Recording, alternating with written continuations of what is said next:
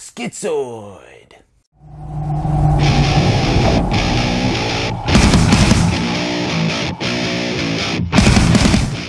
Schizoid stars Mariana Hill, Klaus Kinski, and is directed by David Paulson.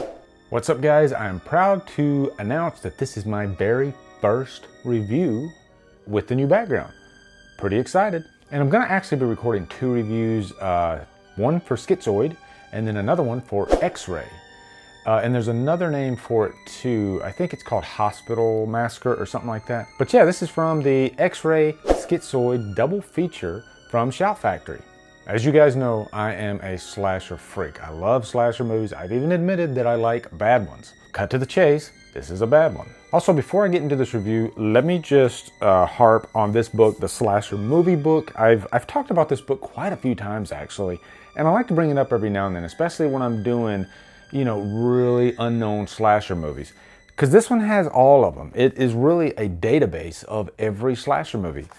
And as you can see, there's Schizoid right there. I was wondering if this would actually have Schizoid, and of course it does. It has everything. So, J.A. Kurzweil, the Slasher Movie Book. I can't recommend this book enough if you are a slasher movie fan.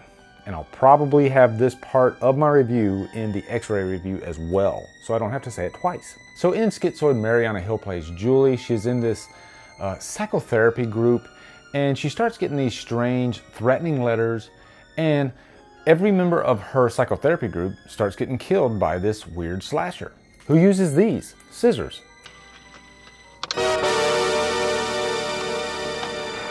That is the basic plot of this movie, but there's a few things going on.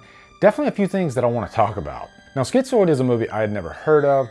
I was watching one of the documentaries on Netflix because I love documentaries, and there was one on Canon Films. And if you don't know what Canon Films is, in the 80s, Canon Films put out about 1,000 movies a year. Mostly action movies, but early on, their first couple of movies were these two movies, X-Ray and Schizoid. They started out with really low-budget slasher movies because low-budget slasher movies are inexpensive to make.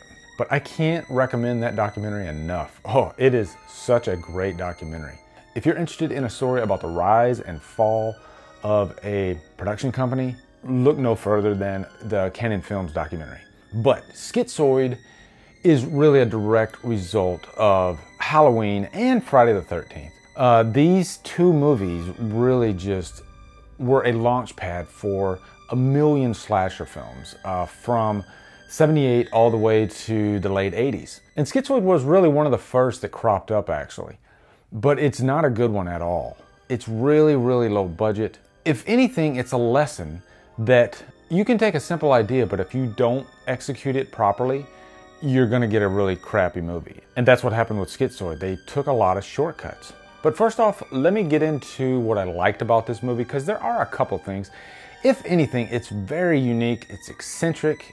I mean, really eccentric. It's an odd slasher film. The characters are really strange, especially Klaus Kinski, who has kind of a weird sexual fascination with his daughter. Really, Klaus Kinski is just a weird guy anyway. And he's kind of a hoe dog throughout this movie. I mean, seriously. And also, this is a whodunit. It does have a couple of little twists here and there, but I think it's highly, highly predictable. I mean, if you look at the first kill, if you're paying attention, you can kind of tell who the killer is. Okay, now let's talk about the problems with Schizoid, because there are quite a few of them. First off, this is really, really low budget. And can you make a good movie with a low budget? Absolutely. Halloween was made for $320,000. But this is a movie that really cut a lot of corners. The score is really just the cheapest sounding score I've ever heard.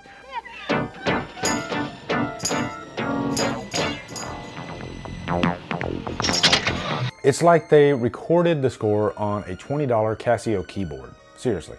Also, Canon Films were notorious for gratuitous nudity, and this movie is a perfect example of that.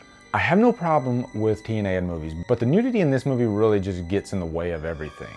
It's there for nudity's sake, because that was kind of a staple of the early 80s, especially with horror and action movies. This movie really falls into the sleazy category, if you know what I mean, and that's not just the nudity, that's pretty much everything all the way around, and you'll know what I'm talking about when you see this. And it's surprising because there are some big stars in this movie, especially Christopher Lloyd, who seems wasted, but this is one of his earlier films, or at least on his rise. This is way before Back to the Future. Also, Donna Wilkes is in this, who was in Jaws 2. You might recognize her from that. And I'd say she actually turns in a pretty good performance, but she is a character that you're really unsure of throughout, and really she's the one that keeps you guessing. So I guess that's a good thing. And then lastly, I want to talk about Craig Wasson. Craig Wasson is an actor that I actually am a fan of. He was in Nightmare on Elm Street Part 3. He was also in Brian De Palma's Body Double. Craig Wasson is a really good actor. This is definitely one of his earlier films. He plays a maintenance man, and he is a pivotal character in the movie. But his motivations in the movie really don't make a lot of sense, and after you watch the movie, you'll know what I'm talking about. And also, this is one of those movies that just ends so abruptly. It's like the surprise is revealed, and then the credits start rolling. It's that abrupt. You know how most movies, there's kind of an aftermath? There's no aftermath in this. It just ends. Overall, guys, I would say the eccentricity of this movie makes it kind of interesting. I would give it a low Humdrum. If you're not a big slasher fan, then you probably won't like this movie, but I think slasher fans might get a kick out of it. So what are your thoughts on Schizoid? And if you will, go ahead and recommend a slasher that a lot of us might not have seen. I think we could get a kick out of that. Also, make sure you like, subscribe, and comment to Drumdums. Follow me on Facebook, Twitter, Instagram, and Letterboxd. And Drumdum out.